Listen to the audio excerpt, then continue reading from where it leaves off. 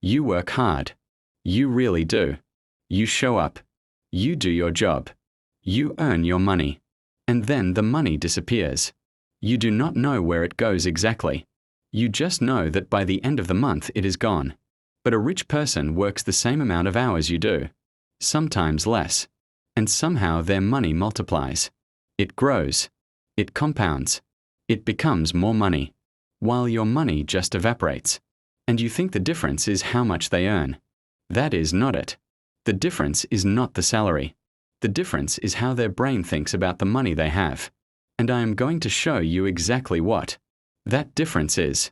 Because once you understand this, you will never make another financial decision the same way again. Imagine two people. Same job.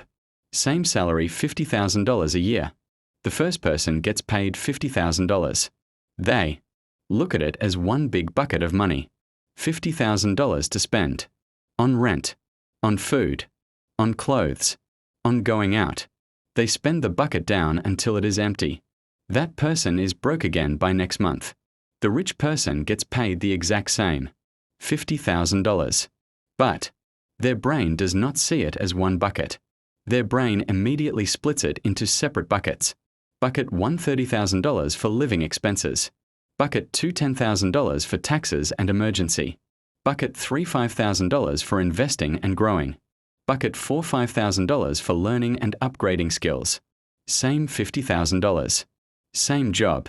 Same person. But one brain sees one bucket. The other brain sees 4 buckets. And that single difference in how they organize the money in their mind. That is the entire difference between being broke and being wealthy. Most people do not even know this bucket system exists. They think rich people just earn more. No, rich people think in systems and buckets. Poor people think in one big pile. That is the first difference. But there is something deeper than the buckets. Something most people never realize. A poor person gets paid $50,000 and thinks, what can I afford to buy? Their first instinct is spending. A rich person gets paid $50,000 and thinks, how can I make this $50,000 make more money?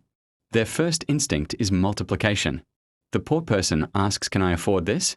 The rich person asks, does this make money or cost money? That is the permission difference. A poor person waits for permission to spend. If there is money in the account, they feel like they have permission to spend it. A rich person does not need permission to spend because they gave themselves permission to invest first. They already decided the $5,000 investment bucket is off limits. That money is not available to spend. It is already spoken for. It is already gone before they even see it. So a poor person sees $50,000 and feels the permission to spend $50,000. A rich person sees $50,000, but their brain only counts $30,000 as spendable. The other $20,000 is invisible to them. It does not exist in their mind as spending money. That is the permission difference. And it completely changes the behavior. Now here is where it gets interesting. Because if rich people are just putting money aside in buckets, anyone can do that. So why do not more people do it? The answer is brutal. Because the moment you decide to invest $5,000, instead of spending it, your brain experiences that as deprivation. Your friends are going out to dinner and you cannot go. Everyone is buying new clothes and you cannot buy them. Everyone is upgrading their phone and yours is 2 years old. Your brain screams at you, this is not fair. Your friends have money. You have money. But you cannot spend it. That feeling is so painful that most people give up after a few weeks. They raid the investment bucket. They spend the money. The obstacle is not knowing the bucket system. The obstacle is the emotional pain of delayed gratification. A rich person can handle that pain. A poor person cannot. But here is the thing nobody tells you. The rich person is not special. Their brain is not different.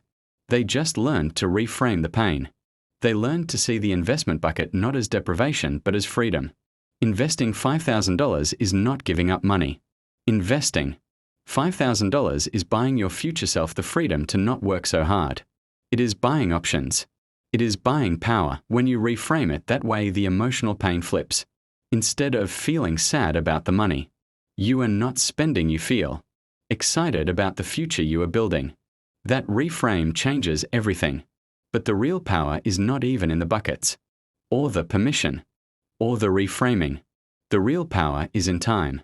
If you invest $5,000 a year for 40 years at an average, return of 10%, $5,000 becomes $1.4 million. $1.4 million from $5,000 a year. That is the mathematics of compounding. But most people never see it, because the compounding curve is invisible for the first 20 years.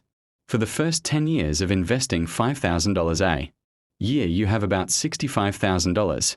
You work hard. You sacrificed. You have $65,000. That is depressing. It does not feel worth it. So most people quit. They raid the bucket. They spend the $65,000.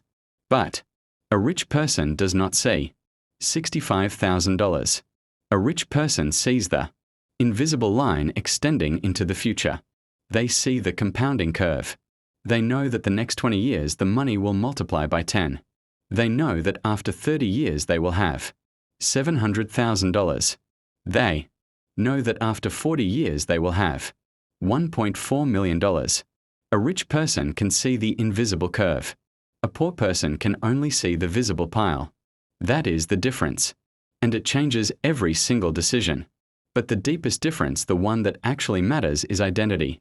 A poor person thinks I am a person who earns money. A rich person thinks I am a person who builds wealth. Those are not the same thing. Earning money is an action. Building wealth is an identity. When you have an identity as a wealth builder, you make decisions from that identity. You do not ask, can I afford this? You ask, does this align with my identity as a wealth builder? Those are completely different questions with completely different answers. A poor person sees a luxury watch. They think I cannot afford this. A rich person sees a luxury watch. They think this does not align with my wealth building identity. A poor person gets a raise and thinks I can finally afford that car. A rich person gets a raise and thinks I can finally invest more. Same raise. Same amount of money. Different identity. And the identity drives the decision. Most people are one single decision away from becoming wealthy. Not a financial decision. An identity decision. Deciding that you are a wealth builder instead of a money earner. That one decision changes every behavior that follows. So let me bring this all together. Rich people do not think differently because they have more money. They have more money because they think differently. They think in buckets instead of piles. They think in systems instead of spending. They can handle the emotional pain of delayed gratification. They can see the invisible compounding curve 20 years into the future. And most importantly, they have an identity as wealth builders. Not money earners. Wealth builders. That identity changes every decision. And that is why rich people become richer while poor people stay broke. Not because of how much they earn. Because of how they think. If this video changed how you see money, subscribe now. We make videos that change how you see your future. Every single week.